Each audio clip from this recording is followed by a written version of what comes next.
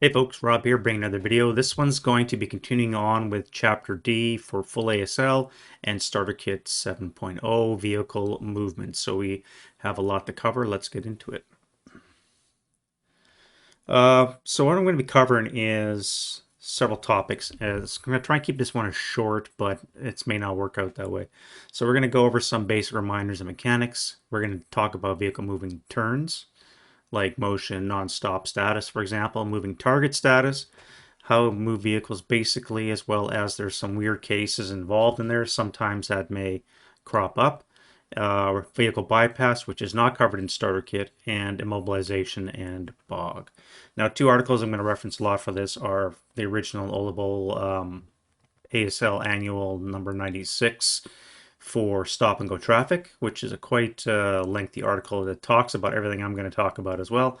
And then Jim Bishop later on updated it, I suppose, and posted on his blog. Again, links are going to be in the description down below, so feel free to click on those and have a good read. The annual one you'll have to purchase, but if you're a grognard like I, then you'll already have purchased it or in the process of. So moving on to the first one. We're looking at vehicle movement mechanics. So one thing I didn't mention when talking about the counters is wreck status. Now, if you have no wreck depiction on the back of your counter, i.e. most trucks, then if it's destroyed or immobilized, it's just removed from play. It's too small of a vehicle to uh, act as any kind of LOS/TM hindrances, and therefore it's just removed when it's eliminated. Remember that any vehicle with armor is considered an AFV, and that's according to D1.2. So those vehicles are allowed certain actions that unarmored vehicles are not. So while you may have trucks with armor, they become AFVs if they actually have armor points. And then remember that even if they have a zero armor factor, that still counts as armor. Vehicles can never move during the advanced phase, which seems kind of intuitive. You actually have to expend movement points to move, and you don't have any movement points when you're in the advanced phase. Similarities between ASL and Starter Kit are that they all share the same movement mechanics as infantry. Now, that seems kind of confusing, but basically what they're talking about is when you move a unit, it's the unit that's moving, nothing else is in play. You have to finish moving that one particular unit in whatever you want it to do before you can move another one. The minute you touch another counter to start moving it, you can no longer go back and say, oh, I want to take that back. All right. So there's no take backs. Basically, you move one piece at a time. Obviously, there's some nuance to that. And of course, much like infantry, defensive first fire options are available to armor. So it's basically a gun with a platform that makes it more mobile than a gun. Starter kit does not account for the following things that we're going to be touching on. So there's no bypass movement. I did a word search on I think it's 2022 document that I have of the rules. Doesn't even exist. There's no hull down, and it has for AFEs only. Excessive speed breakdown is if you want to exceed your movement point allotments, which is allowed in full ASL, you can't do that in starter. And as well, there's no convoy impulse movement. So I'm not sure how that deal with radialist tanks and a radialist tank platoon because they need to use impulse movement in order to conduct their movements. So I'm not sure how starter kit does that. They don't talk about passenger riders and crew because starter kit only has armored cars and fully tracked vehicles. Now, fully tracked vehicles typically can have riders, but they don't talk about any of that in starter kit. Towing, hooking up, unhooking guns isn't covered, nor is armored assault. So armored assault is units moving, infantry units moving with an AFE so that it provides us some protection. And lastly, it doesn't cover overruns, which is going to be covered in a later video I'm going to do on AFV combat. That actually might be a two-parter because there's so much to think about, so many cases that might be confusing. I'm going to try and cover a lot of it. Yeah, so just a reminder, starter kit when it comes to vehicles only talks about armored cars and fully tracked AFE. And just bear that in mind if you're transitioning between the two, or if you're a starter kit player, some of this, and you only want to be starter kit, which is perfectly fine, then some of this will not apply to you. All right. All right, so let's look at some basic vehicle terms, starting and stopping. Now, This is just something I made up. I threw some counters down on the board, all in various states, and we'll discuss them. So, unless an SSR specifies, every vehicle that starts on board, like these tanks here, they're in stopped status. Conversely, units that enter from off-board are always considered to be in motion. So you've already expended movement points to start. You have, you're automatically started, no movement point expenditure, and you don't have to worry about things like burning your engines out or mobilizing when you're entering from off-board only. Starting will always cost 1 movement point, and that's assumed to be going forward. If you want to go reverse, you must expend 1 movement point to start your engines to go reverse. So starting always costs 1 MP. Going reverse or going forward, it's just assumed that when you start moving, it's always going to be forward motion. So make sure when you get to reverse motion status that you actually indicate that to your opponent. Now it gets to the confusing part. This one's kind of bugged me for a while, is stopped versus non-stopped versus motion. Vehicles can only be one of those 3 states at any one time.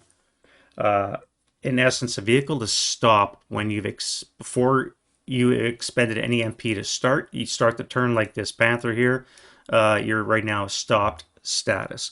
Or when you become bogged, immobilized, for example, you become stopped status. Non-stopped, again, is when a vehicle sparks up. So this Panther here starts up, but he hasn't moved yet. And then we have motion status. Now, motion status only applies to a vehicle that is not stopped and is currently not moving. All right, so the 3 phases, again, you're stopped, you're non-stopped, or you're motion. And if you're non-stopped moving, which is the vehicle that's moving at the time, then and motion, you're considered to be a moving target. Therefore, you get the case J modifiers for moving targets against you. And you also remain a moving target for the, or not a moving, you remain motion status for the remainder of that turn, which means that normally a vehicle will offer some kind of TEM. We'll get into this into the combat and vehicles as cover, but basically if a tank provides armor for this crew, however he's in motion, then he doesn't exist for purposes of defensive fire versus that unit. So just remember that too. So to clarify, when are you a moving target? When you begin the player turn of motion, when you're using VBM inside a hex, and when you end your movement phase in motion. Again, you must, if you have a movement point left, it's assumed that you're stopped unless you declare you're using all your movement points. So for example, this Panther here has 50 move. If I start here, I spend 1 to start, I go 2 for 3, and then I decide to stop. I'm considered to have spent 11 movement points in this location, which basically means that any gun shooting at you will have you in LOS that much longer. You must use all of your movement points when you're in an AFV. The only time you don't is when you want to declare motion status. So in this case, back here again, we have our AFV. Start for 1. We go 2. We can instead decide to spend, say, 13 movement points, or 13 more movement points in this location brings us up to 14. So this 15 would be our last move, and therefore we would get that motion status. Just remember that you must spend delay either inadvertently or deliberately, depending on what you want to do. And normally you'd want to spend those delay points and not in the LOS of the enemy. So before you round the corner, make sure you announce you're going to use a lot of delay MP, suck up some of that movement before you start moving, and it just makes your life easier when you have things like anti-tank guns. You're also a target whenever you attempt to gain motion status during your opponent's movement phase. Now, that sounds kind of weird, but basically it's like this. If this tank is here, actually, let's put this tank over here. We have the T-3485 just sitting parked off facing this way. This is where the enemy is. Now we have a tank that wants to move, and we're going to attempt to gain motion status. As this Panther comes closer, we now have LOS, and so this unit here is eligible to do a motion status attempt because he's an LOS. The die roll is less than or equal to the amount of movement spent in your LOS. So in this case, he's only spent one. So if I want to try motion status now, I would have to roll a 1 or less on a d6. I could wait for this tank to move again, but if the tank instead decides to expend another movement point and switches turret covered arc, so now the turret covered arc is he's still in motion or considered in motion, and now you really have a choice. Do you start to try now with a weaker chance, or do you hope for him to get closer maybe and get some more line of sight on him? So it's as a defender, you're going to have to make that choice. But the minute you do successfully roll that die, you get your motion status counter, which again means that you're susceptible to case J for target-based fire purposes. So anytime you're a moving target, whether you're in the process of moving and you're shot, or you're in motion status, you're considered a moving target. Again, if we look at our Panther back here, he's in bypass. Let's put him in bypass of this location here. All right, so he's in bypass. He's doing the old vehicle bypass sleaze so that this unit here cannot fire out, and they're going to be too weak to actually engage him, so they're just going to keep their concealment, and so therefore he's allowed to park himself in BBM. Now it's his turn again, and we want to move, so I spend a point to start. I'm still not considered a moving target. However, if I don't know this hip gun's here, let's say this guy is not, I want for whatever reason to roll around the building, now I become a moving target. Now I can unhip my gun here and I can get a shot at him because he's a moving target.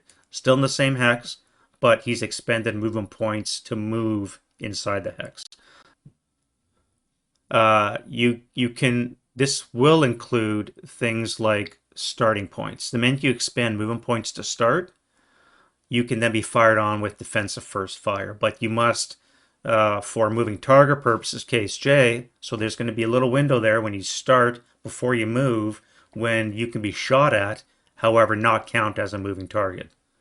All right, so again, our Panther here, we want to spark up, we've made our roll, and we spent one to move. Now we want to start moving ourselves. This gun is allowed to fire on this vehicle without it counting as a moving target, meaning no case J. So it's in motion, or sorry, it started, but it's not moving or in motion yet.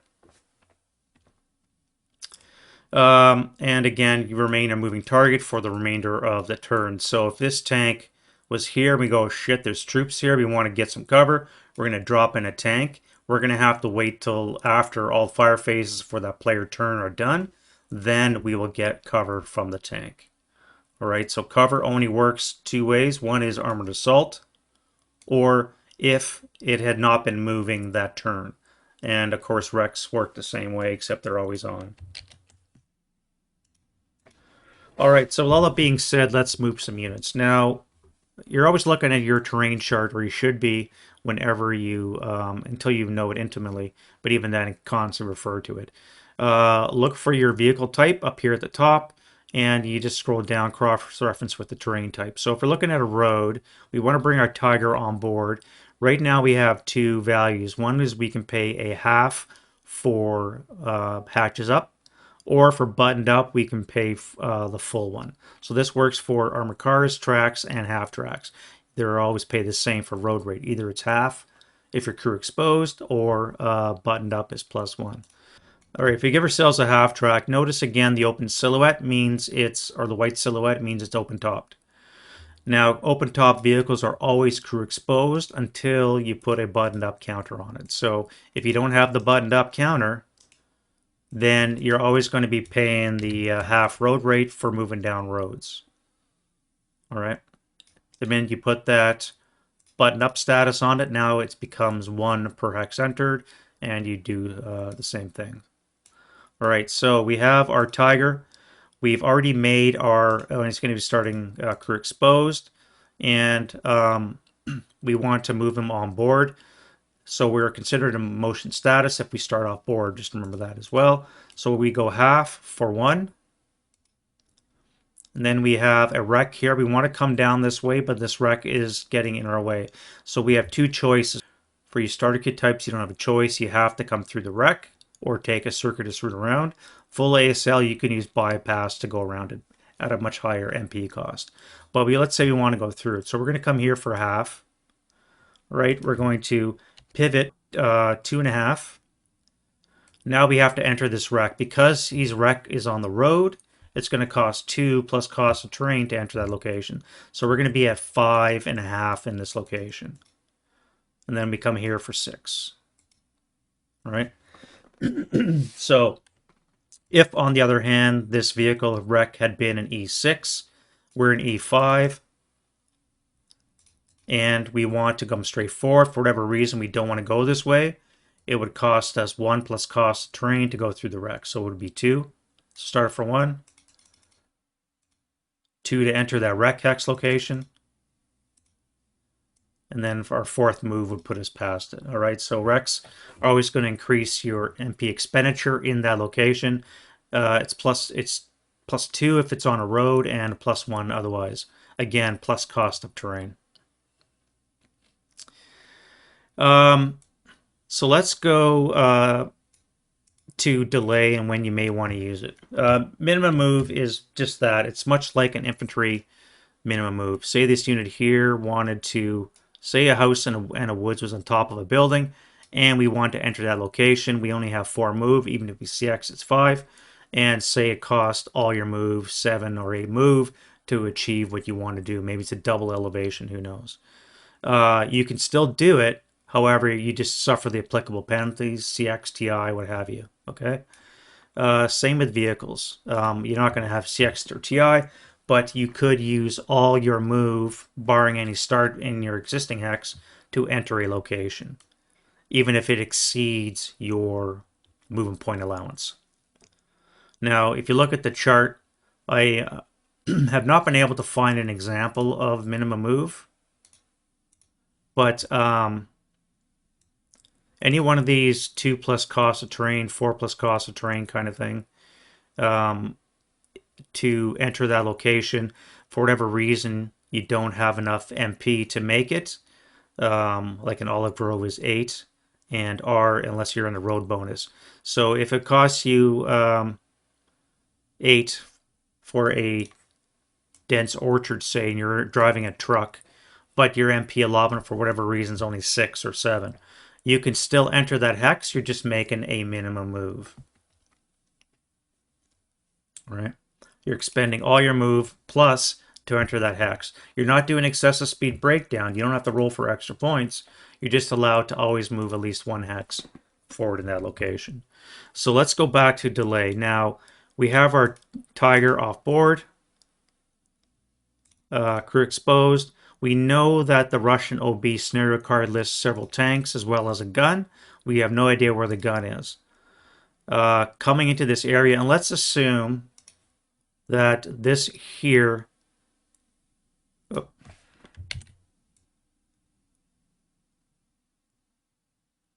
whatever reason, this here is the Russian setup area. We know somewhere inside this location there's a hidden gun. It's a 57 double long. It's going to do some serious business on us, and we want to avoid it. So we're going to try and avoid spending as much time in enemy LOS as possible. All right, so the way we do that is you expend delay points. So we could do it 2 ways. Let's go the first case. So we come on here for half. That will be 1. Let's say at this point we go hatches down. Now we want to come up here for 2, pivot for 3, 4, 5, 6, 7, 8. That's a lot of points spent in line of sight of this gun. He doesn't know when you're going to stop, so he may decide to shoot at any time along that. Obviously, the longer you spend in his line of sight, the better, because of case J. Remember case J here? Moving target. He only have a +2 if he spends 4 more MP. If you spend 4 more MP in his line of sight. So this right here makes a huge difference, especially when you're talking vehicles maybe in the mid-range area, and you're talking maybe even red numbers. You start adding a +3 to a base 7. It's better to just have the native +2, right?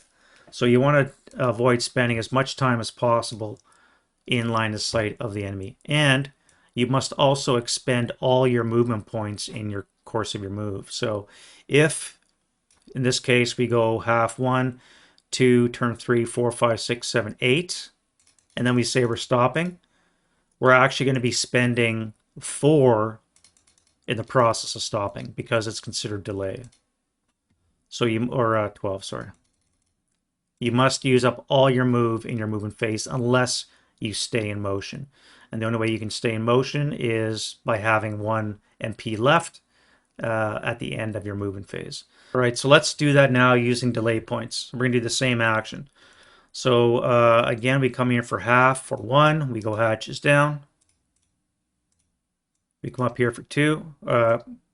We decide, again, we know that there's a gun somewhere in this location. Woods are always a nice spot for guns, even buildings.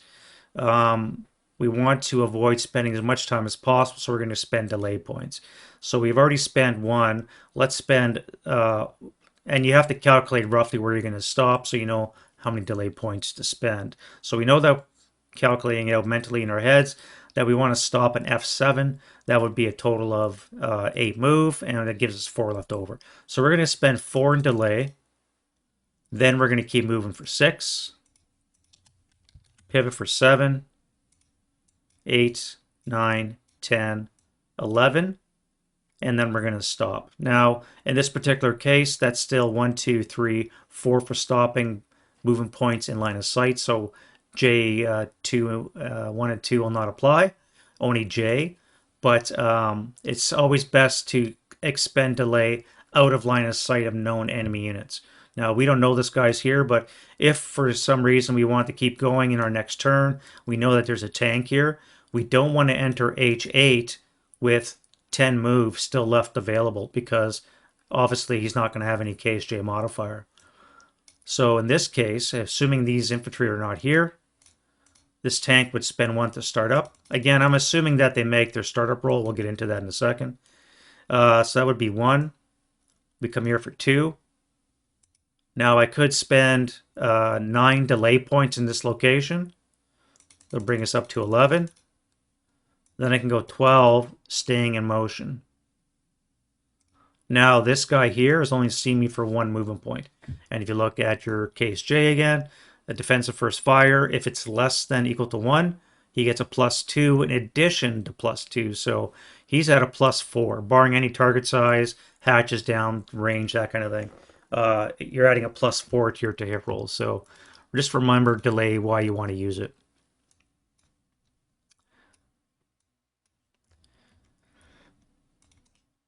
You can also use delay to change things like your covered arc. Again, you can also change your button up CE status. Remember, you can only do that once per phase. So the minute I went hatches down, I'm not allowed to go hatches up until my advanced phase after all fire phases have been completed. You can even use delay before you start. So again, maybe this guy is on hip. And for whatever reason, I'm here and I really want to go to this location. Or I want to come down here to this location. I could spend delay at start. So say I want to spend 6 points in delay. Then I do my start roll because I'm a red number. I make it. Now I can keep going for 7. Starting up, and then 8 for the actual move itself. All right, so there's plenty of times to use delay, and again, you just don't want to be using too many movement points in line of sight of the enemy, especially when you have known guns in the order of battle facing you. So reverse movement. Let's say our tank made it here. This gun was hip, and in the Russian term prep fire, it unhipped. It fired, was ineffective.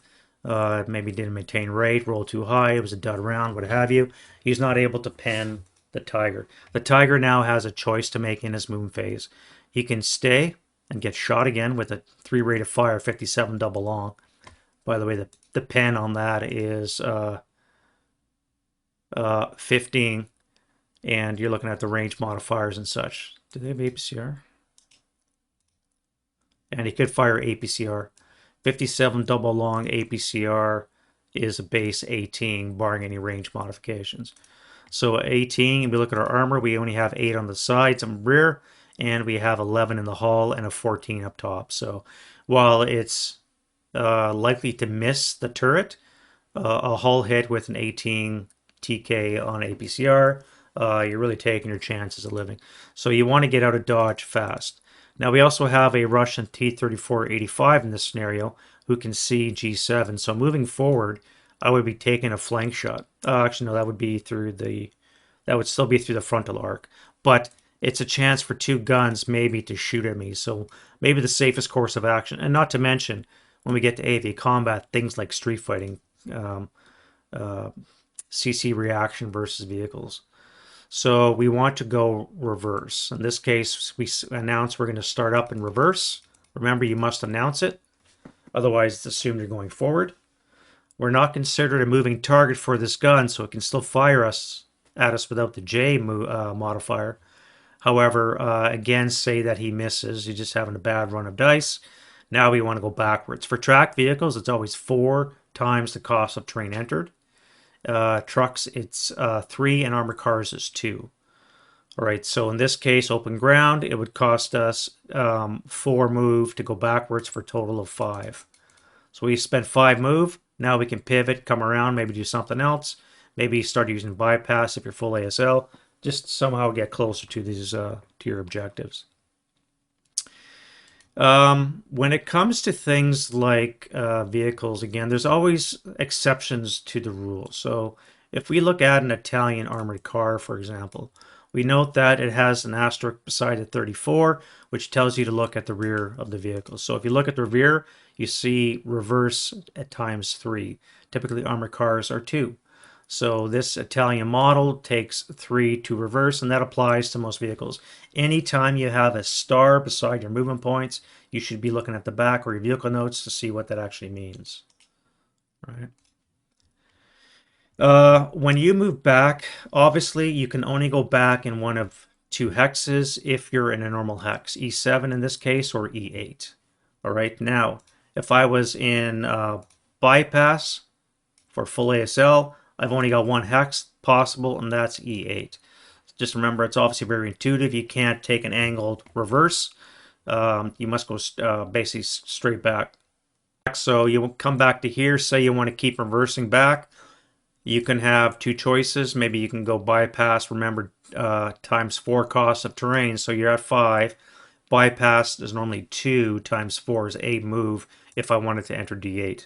That would require an excessive speed roll, which we're not going to get into right now. So if I do want to go reverse, I've only got 1 basically path to use, assuming I had enough move to do all that. So if we take our tiger removal back here, we go like this. Let's assume that's not here. And this gun unhips. He decides to shoot at us. We want to get out of dodge. We want to stay away from this lane. We have to spend a point to stop. We have to spend a point to start up and reverse. And then we do our reverse action for another 4 in this case. That will put us at 11. All right, so remember that it always costs a point to stop if you're going forward, a 1 to start up, and then whatever costs the terrain behind you based on the vehicle type. All right, so let's bring on our Jagdpanzer 5. Again, it hatches up, starting in motion. So we're going to go 1, 2, pivot for 3. We're going to go 4, 5, 6, pivot for 7, pivot for 8. Now, because we're going away from the road, we would be paying a full 1 again. So this would be 9. And at this point, we decide now is probably long enough to go hatches down. We probably should have done it back here, but we wanted to take advantage of the road bonus. So we went hatches up. But now we're going to button up because we're getting into the danger zone. All right, so that's a free move. As long as you expend an MP, you can do that. And we're going to keep moving for 10, 11, 12. We figured this is close enough. I don't like this guy here, but we do have some ground units to help defend us, and we also have our own hip gun back here. So I'm going to stop here, spending the rest of my movement points in delay. So if, for example, there was a German here with a, or a Russian here with a Mall P, say you want to launch at you, you would be spending, what were you at? 1, 2, 3, 4, 5, 6, 7, 8, 9, 10, 11. We're at 11 points, and you spend one to stop for 12. You would only be spending two. You would think you'd only be spending two movement points in line of sight, but remember, you must expend all of your move. So in actuality, you've spent a total of five. Five movement points in his line of sight, which obviously impacts, again, the case J. Just remember when to use your delay. But at any point, our Jagdpanzer is going to stop here. Now we're going to... All right, moving on to some weird things. These are concerns that you may have as an owner of vehicles. The first one we're going to do is excessive speed breakdown. So we have our Jagdpanzer 5 here. We want to move to H5 bypass with a covered arc for I6. So for whatever reason, we want to come bypass in this location. We've already spent 7 MP. So now let's continue for 8, 9, 10, 11, 12. We pivot for 13. And this is not enough for us. We want to come and bypass for whatever reason. Could be it's a victory condition hex. Maybe there's enemy in this location. You want to do vehicle bypass, sleaze. Whatever reason, you want to enter bypass in for H5. It's going to cost you 2 to enter that location, and you be in motion. Maybe you want to be in motion, in which case you wouldn't use excessive speed. If, however, you want to stop so that it impacts your own shooting, because again, when we get into the combat, you're going to see this fire based. If you start motion fire and you're a non-stabilized gun, you're going to be doubling your lower die roll in addition to the bounding first fire limitation. So if you're a motion status trying to shoot, it's very hard to hit something, barring certain modifiers. So you want to come into H5 bypass and you want to stop. That's going to be a total of 3, exceeding your move by 1. So you look at your chart for your nationality, where Germans are a +2, and to that we add how many MP that we want to get, which remember can only be up to 1/4 of your printed allotment, rounded down. It's rounded down. So in this case, we only have 3 move that we can possibly get out of our tank. So we're going to add 1 to a +2, gives us a net +3. We rolled 2 dice, and we just immobilized our vehicle. So we tried to punch the pedal to the metal, tried to get in this location. We failed because 9 + 3 is 12, and a 12 means we're now immobilized. So excessive speed breakdown is something you have to really be careful of when you apply it. It's got to be judiciously. Remember, when you roll your ESB, if you immobilize, you're in the hex you're currently in, not the one you want to enter. All right, so I've just spent 3 movement points to become immobilized. Again, not the best case, but there might be a situation when you want to require push it the extra step. Mechanical reliability, really an issue with some vehicles. Anything in the red or a star beside it usually indicates some kind of stall or mechanical reliability roll that must be conducted every time you start. So remember, starting up in reverse, starting up to go forward, each of these times you must make that roll. So there's some weird cases. So let's say that we have this tank made it all the way to here. Let's put this gun somewhere else so it can't affect us. And we have a tiger here, or a panther. We want to overrun this thing here. We do our move. And for whatever reason, we have 14 move to come into this location. We would not be able to stop in this location because, 1, it's an enemy location, and that's verboten. And 2 is we can't spend a point to stop, again, because this is a location. We're going to cover vehicle combat later, what happens and the cost, but ineffectiveness cost is basically going to be cost 1/4 of your move to enter a location with an enemy in it. So at this point, the Panther has expended 14 move. We now have to get out of there. We can't stop. We have to come forward, either bypass here or starter kit guys. You're going to have to come to J7. That would cost 1, and you would stay in motion. If you wanted to stop, again, for whatever reason, you would have to do an excessive speed to make sure that you could have enough movement points to stop. But the essence of the rule is you cannot end your movement phase in a hex with an enemy AFV. Now, there's exceptions, because there always is. Let's say the T-34 is in bypass on this side, and you're on that side. This is allowed because you have an intervening obstacle. The other exception is if you have something like a truck or a soft skin vehicle or a really low armored one that you actually have a chance of destroying. If you're capable of destroying it, if you can roll an hypothetical original IFT die roll of 5 or less, then you could have a good chance of destroying it. Then you're able to end your hex on location. So what that basically means is an armored car or a let's see if we have a Russian armored car. Yeah, something like this.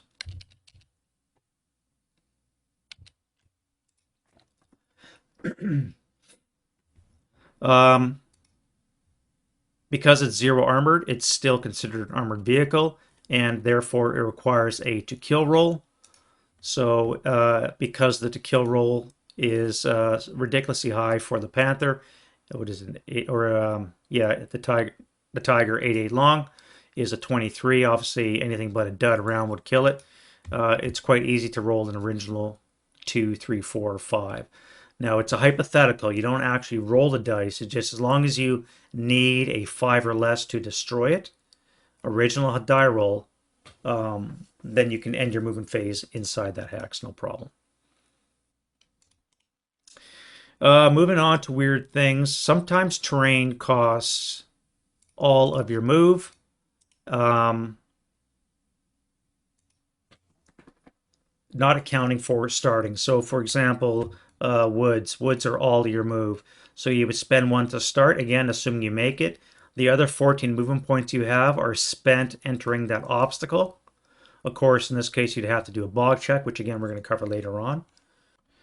Now, let's look at vehicle covered arc changes because, again, you always want to present your best armor towards the enemy whenever possible.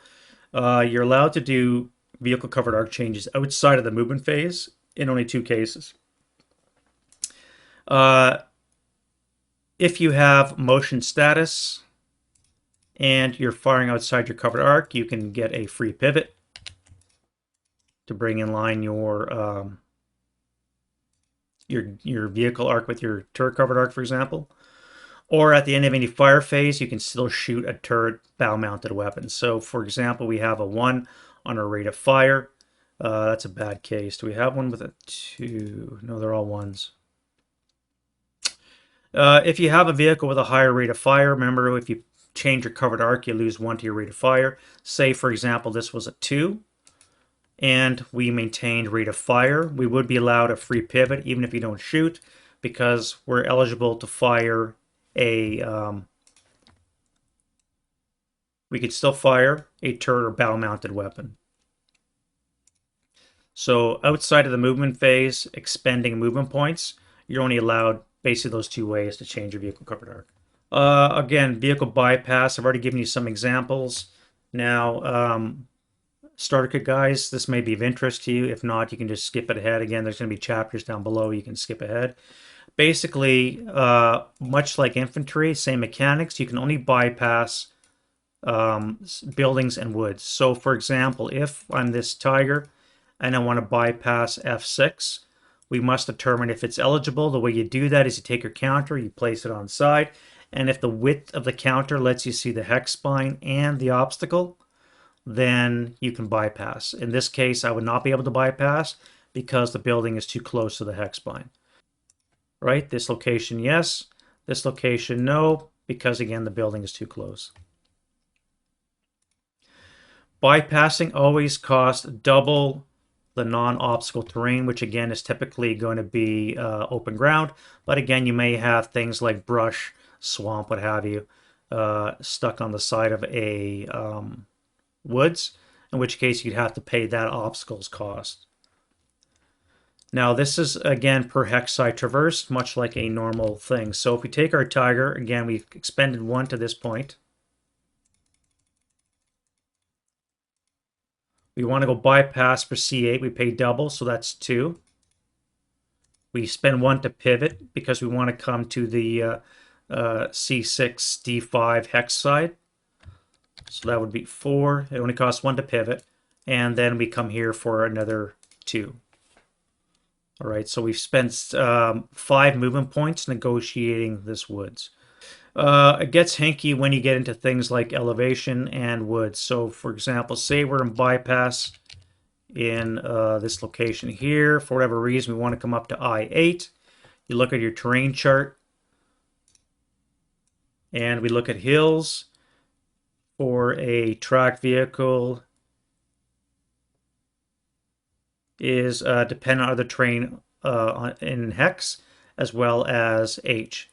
So if we look down to the notes, H is add 4 MP for each full level higher elevation entered. So 1 plus 4 is 5 to enter that location.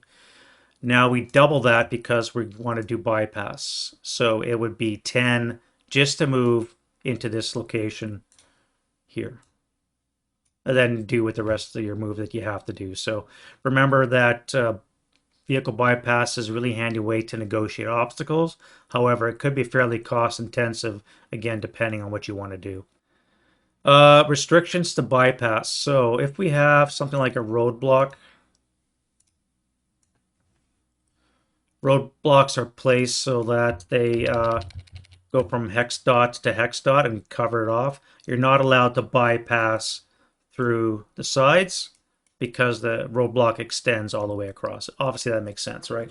If you have a rubble hex, same thing, because rubble hex is inherent terrain. It goes right to the hex side. You cannot bypass that.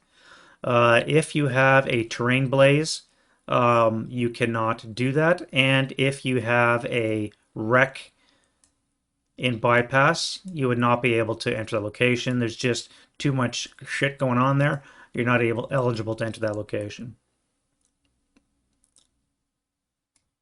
Now, if, for example, we're here for whatever reason we want to enter this house, right now we would be unable to do it. We'd have to leave the hex. We could reverse into it, but that would be, again, it costs you 3 move. No, what's a building?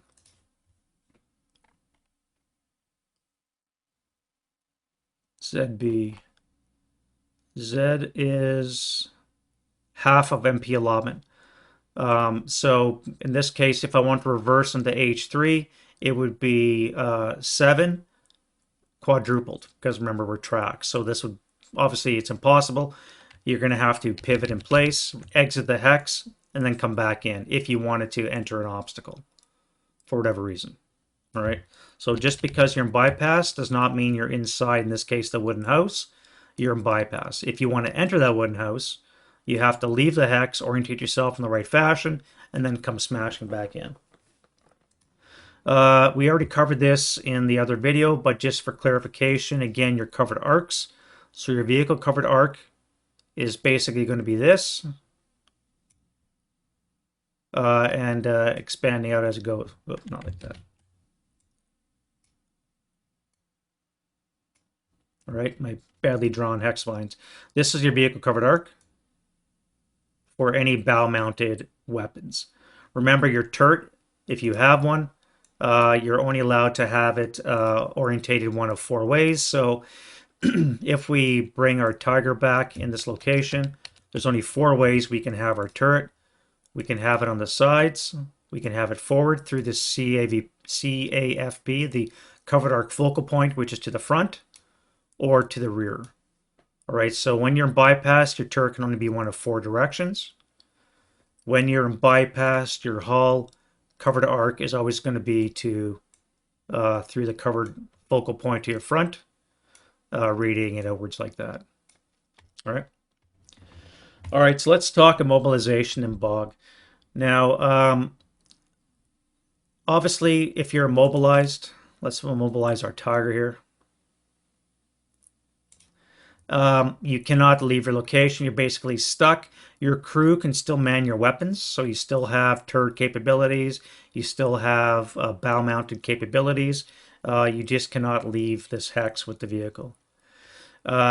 And given the shortness of a scenario, you can never fix immobilization scenario play. However, with campaign games between scenarios you have refit phase, you might be offered the opportunity to try and save your vehicle. Let's bring in the small little Jeep for the or small little armored car for the Germans. And if we look at the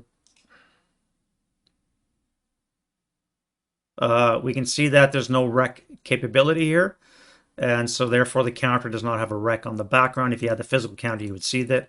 Anytime you see it not available in something like Vassal, it means it's not capable. So there's no wreck on the back. So if this vehicle immobilizes itself for whatever reason, then it's simply just removed. All right, you cannot repair it, and it's just removed if it has no wreck. So this is only for unarmored vehicles. Any passengers, any guns, support weapons, that kind of thing are always unhooked, unlimbered, and then the wreck is just, or the vehicle is just taken off. All right, so let's look at bog removal. Now, this tiger entered in the woods on its turn previously. It got bogged in its next movement phase. Provided it is not prep fired, we can attempt to unstick ourselves. So because we have a red movement point number, we must do a stall die roll first. In which case we have a 7 in this case, so we're fine. Now we have to do our unbog and die roll, and it's quite simple. You just roll 2 dice. In this case, we look at the colored die, and if it's a 1 to 4, then the vehicle is free. If it is a 5, it is mired. So if I use the bog die roll, or the bog counter, we flip it over to the mired side, we can see we have a +1 to the colored die roll on the next turn when you try again. So because we rolled a colored 4 means we're free. However, we have to multiply the two together for a total of 24. Obviously, that exceeds our movement point capability. So we're not going to be able to move. However, we can remove our bog status. All right, so we're still stuck in that location, but we're not bogged. On our next movement phase, we can then proceed as per normal. There are modifiers to your colored die roll, and that includes having an armor leader. So you're going to use the best armor leader available. If it's a 10-2, 9-1, or what have you, A1, you can use that negative modifier on your die roll. Or if you have another mobile vehicle. So in this case, we have a tiger. Let's bring our panther in to see if we can pull it out. The vehicle must be in the same location, so it's got to survive its own bog check. Must be 90% heavier, so to find that out, by the way, if you're not aware, Chapter H has the vehicle tonnage as well. So if we look at the German vehicle notes,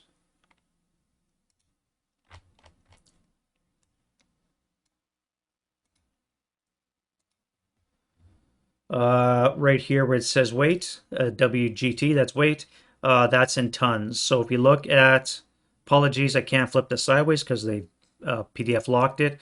The Tiger is 57 tons, and the Panther, this is a VD model, is 43. So we're not able to pull out a Tiger with a Panther.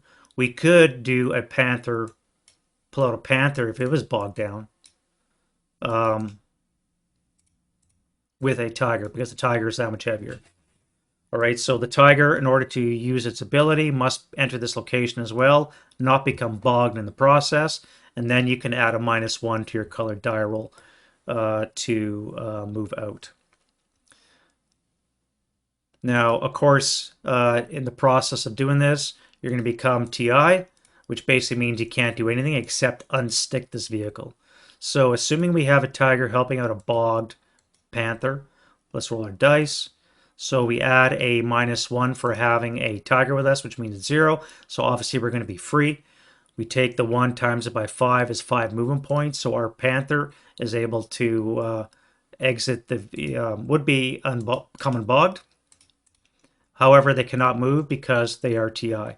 Now you notice that they are stacked into 1 hex. That means that they get an extra modifier when it comes to hit because of overstacking rules. So this is not done typically frontline action. Normally this happens in the rear.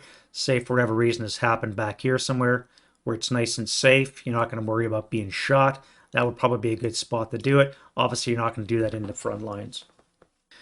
And the last 2 points are, if you enter this hex and become bogged, you immediately stop. However, for purposes of defensive fire, you're still considered a moving target. So they'll have to pay the applicable case J modifiers to the die roll to hit you. When you are trying to unstick yourself on your turn, say you make this roll here, it's going to be a 5 movement points. So 1 to start and plus 5 is 6. It's only when you enter in D6 that you actually become a moving target. So whatever points you spend trying to unbog yourself, even if you spend 24, say you rolled really bad, and your total is a 24, you're still able to unbog, provided, of course, the colored die roll final is 4 or less.